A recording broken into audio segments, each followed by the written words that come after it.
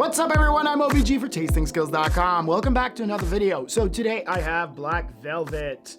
Now Black Velvet has been around for a long time. It was originally named Black Label, but they changed the name in the 40s to Black Velvet because master distiller Napier thought that it had a velvety taste to it.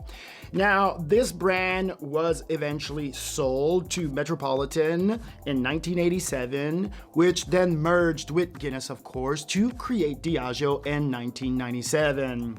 20 years later, they did sell this to Heaven Hill, and Heaven Hill is the current owner of this. Now, Black Velvet has a process of aging, which basically is a mash of corn, rye, and other cereals. It goes through a beer distilling continuous still. It's then aged in ex-bourbon barrels for a minimum of 3 years. Now, Black Velvet is number 2 when it comes to Canadian whiskey, right behind, of course, the big bad boy, Crown Royal. Now, let's take a look at all the different SKUs that they make, and we're gonna start with the Black Velvet. This is a minimum of 3 years, and it has an ABV of 40 or a proof of 80, and it retails under $10.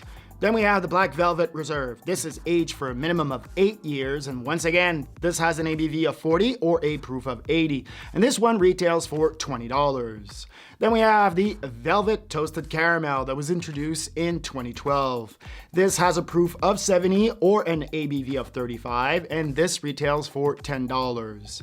Then we have Black Velvet Cinnamon Rush. Introduced in 2013, this also has a proof of 70 or an ABV of 35, and this retails for $10. Now, packaging wise, this is good, clean to the point. I mean, this is an old time brand. This is just a staple, a classic. You have the classic plastic twist off, of course, the little shiny label. All the information is on here, but I have to commend Heaven Hill here when you go to their website, and I will put the link below, because they really go in detail how they actually blend it, make it, the type of still that they use, and that's usually very hard to find. All right, with all that said, this is a B+, I would say.